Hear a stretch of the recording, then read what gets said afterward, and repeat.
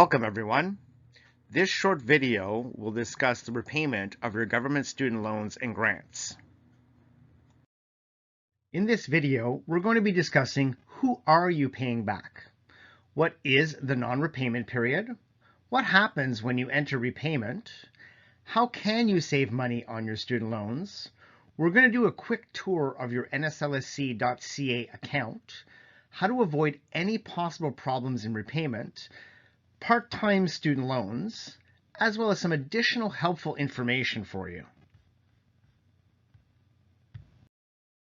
So exactly who are you paying back?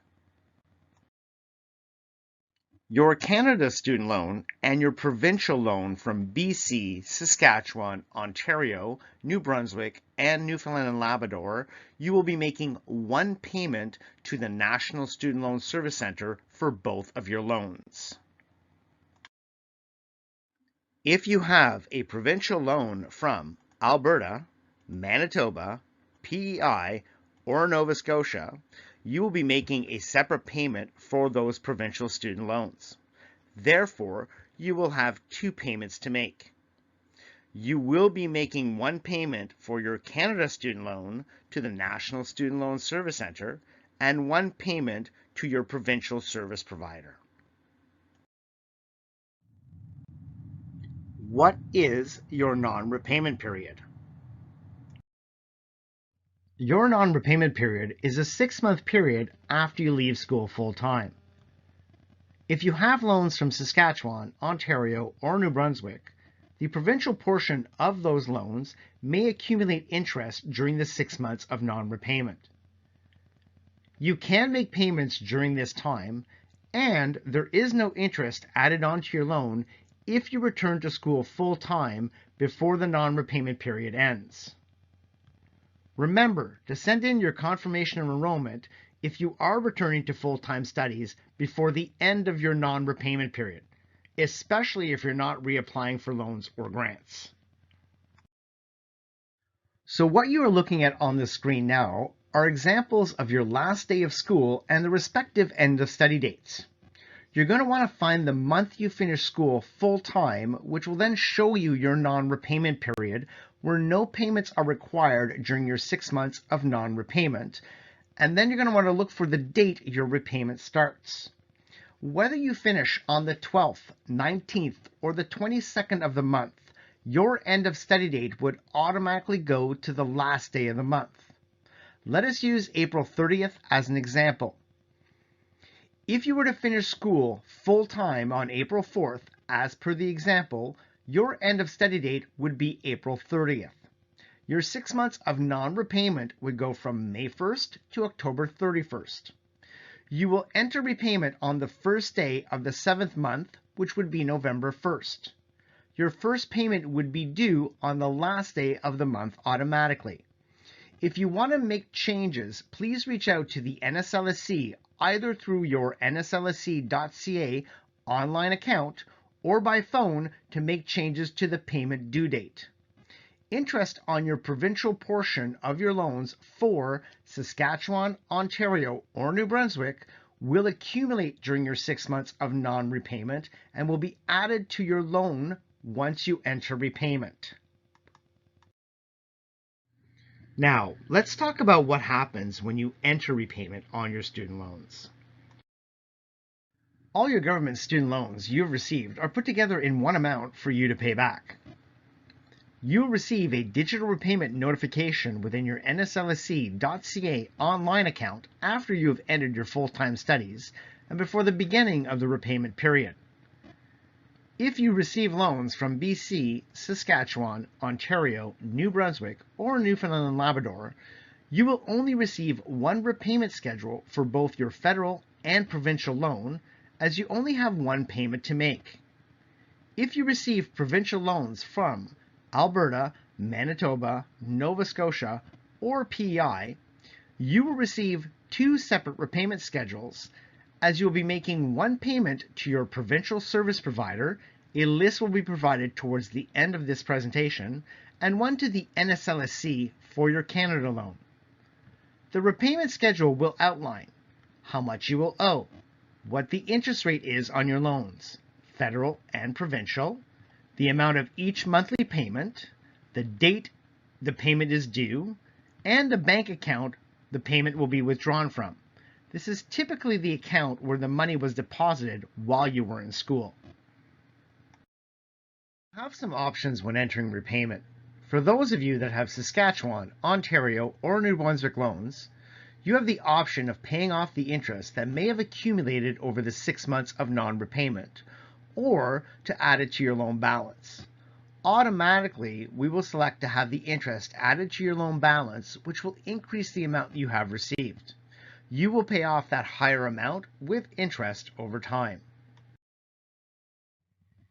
By adding the accumulated 6-month non-repayment interest to your loan balance, you will not be required to pay off the interest before entering repayment if you don't have the money available to do so. However, this will increase the total loan balance, so you will pay more interest over time on your student loan. By paying off the accumulated 6-month non-repayment interest, your interest will not be added to your overall loan balance, which means you will pay less interest over time. The 6-month non-repayment interest, however, will have to be paid in one lump sum at the time you enter repayment. If you want to pay off the 6 months interest that has accumulated, make sure to reach out to us to let us know. We will inform you on how to make that payment and ensure the payment goes to paying off the 6 months of interest that accumulated. By paying off the 6 months of interest before you enter repayment, you will save money over time. Your second option is to choose either a floating or fixed interest rate on your student loans. The starting point for your student loans is the prime rate.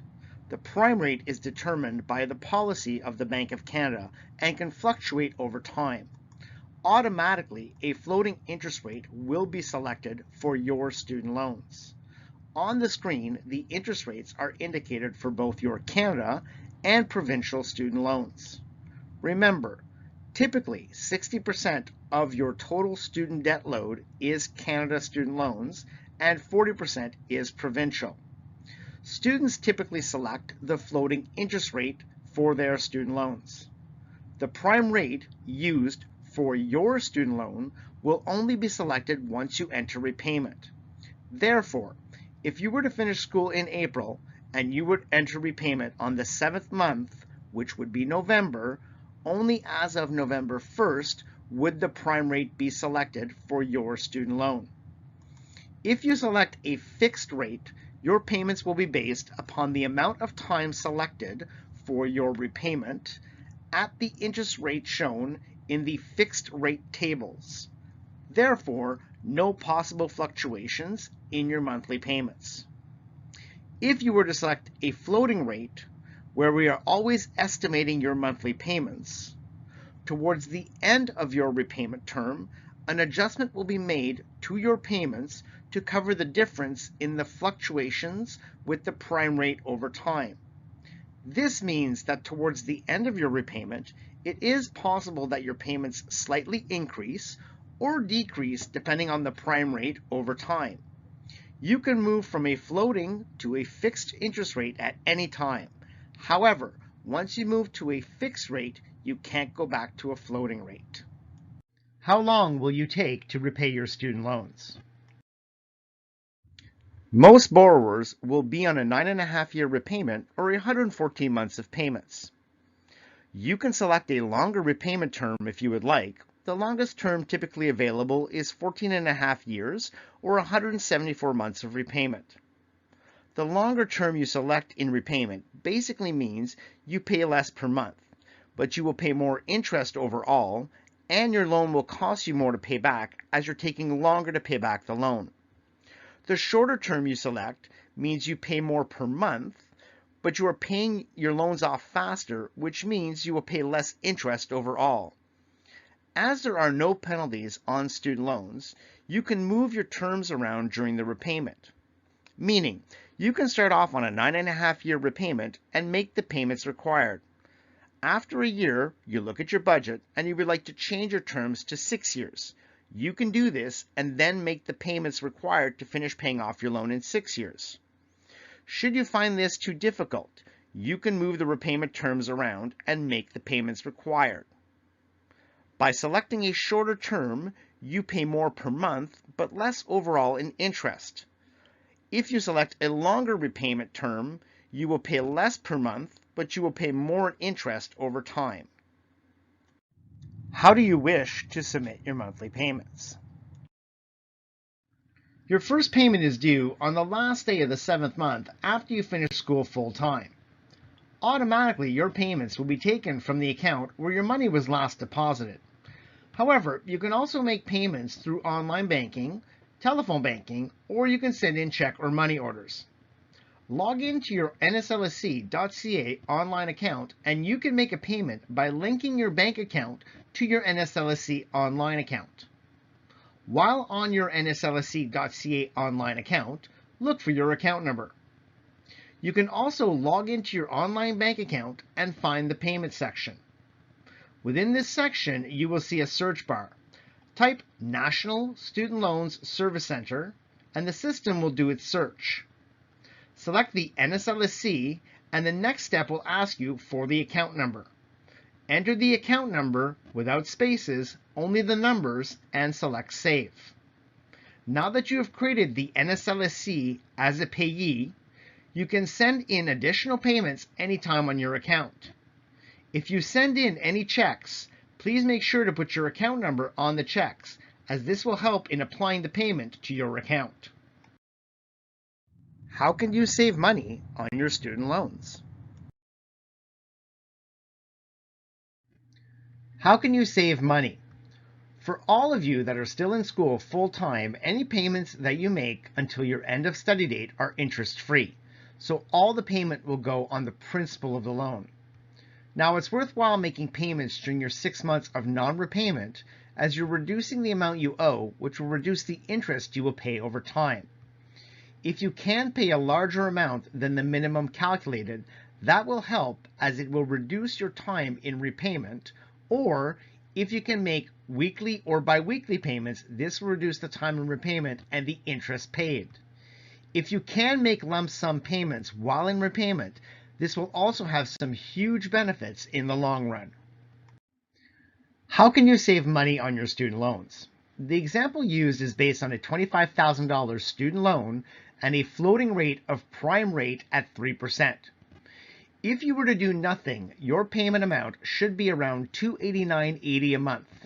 This would be for 114 months, which is 9.5 years, and the total amount of interest payable on the loan would be approximately $8,000.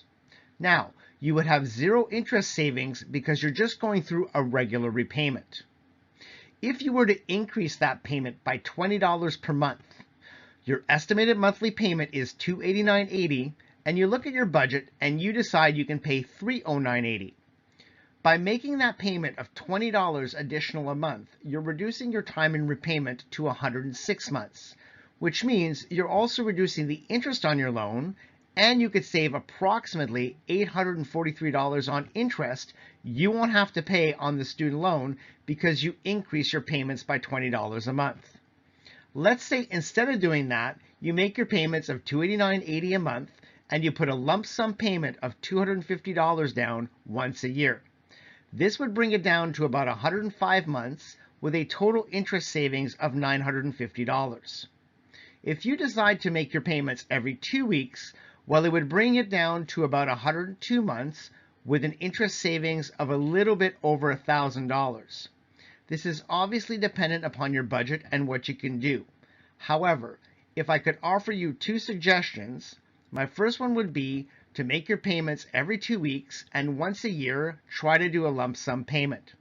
If you did have a $25,000 combined student loan and you change your payments to every 2 weeks, and once a year you make a $250 lump sum payment, you would be able to reduce your loan repayment by about a year, and you will be able to save almost $2,000 in interest you won't have to pay on the student loan anymore. At the end of the month, if you have an extra $10, $15, or $20, or whatever the amount is, and you want to make an additional payment on your loan, You can always just log into your nslsc.ca online account or log into your bank account and make any payments that you want on your student loans.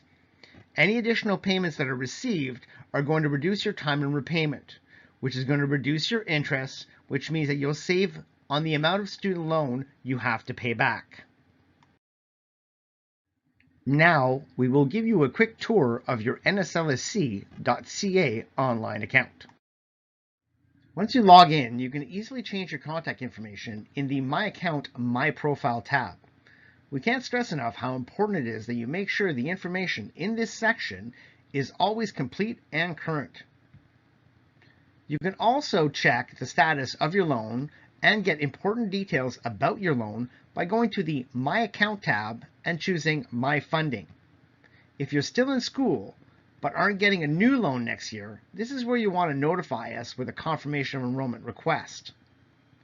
You can review the history of your loan disbursements by choosing the My Account tab and going to My Disbursements page. This is where you can look if you're waiting for a disbursement to come through. Within your nslsc.ca online account is also where you'll pick up mail from us, including loan status updates and requests for follow-ups, My Inbox tab. And when it comes time to repay your loan, your account will also include important information about your repayment options. You'll be able to access this under My Account tab at the Repayment Assistance page.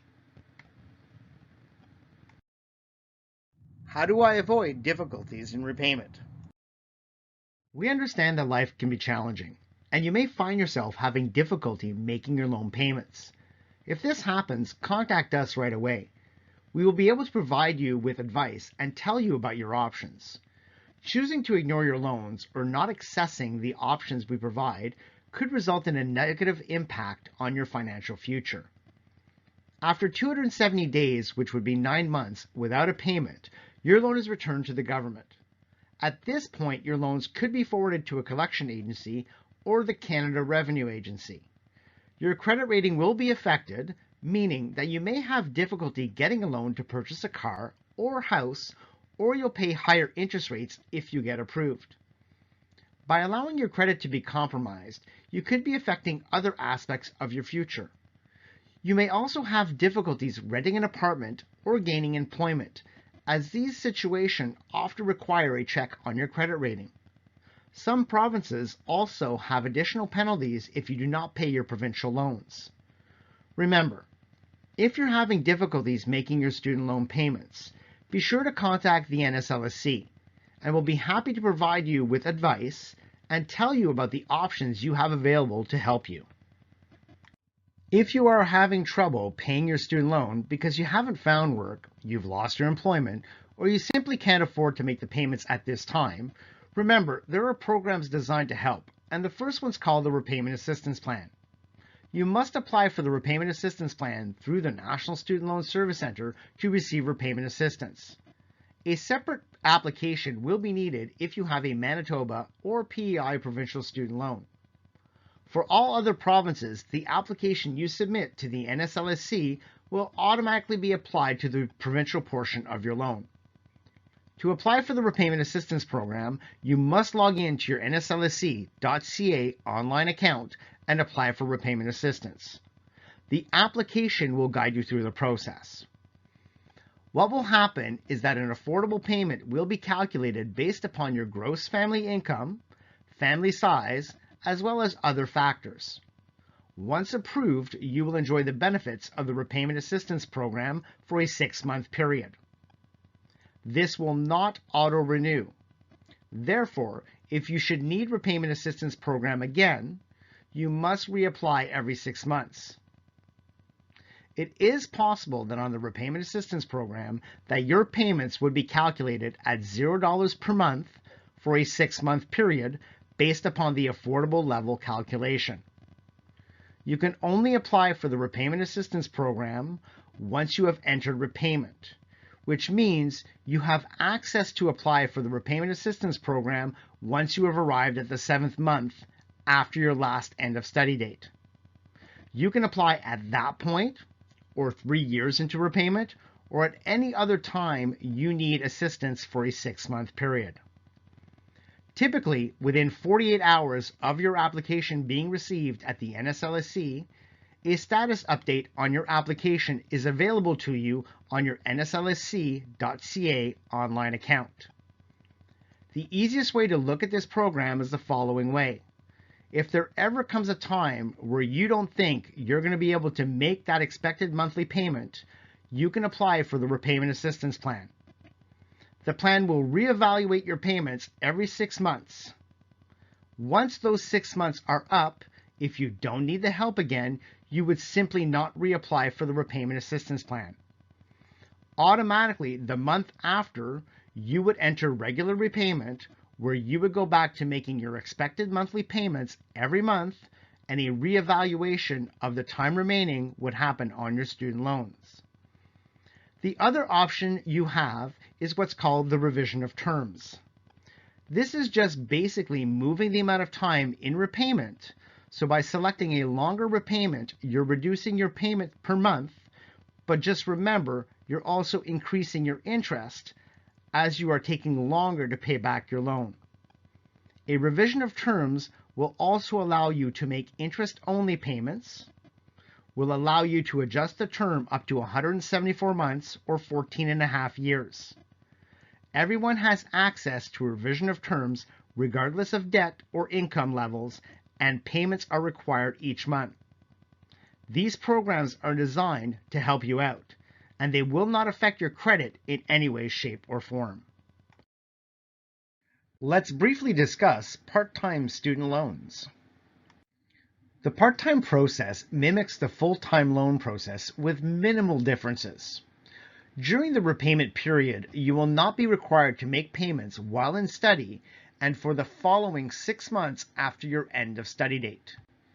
If you have both full-time and part-time loans, separate payments will have to be made to the National Student Loan Service Center. Debt management tools will be available, such as the Repayment Assistance Program, as well as the revision of terms. You will, however, have to submit a confirmation of enrollment from your nslsc.ca account if you return to school full-time to ensure that you are not required to make payments on your part-time student loans. Here is some additional helpful information. We usually communicate with you by sending an email.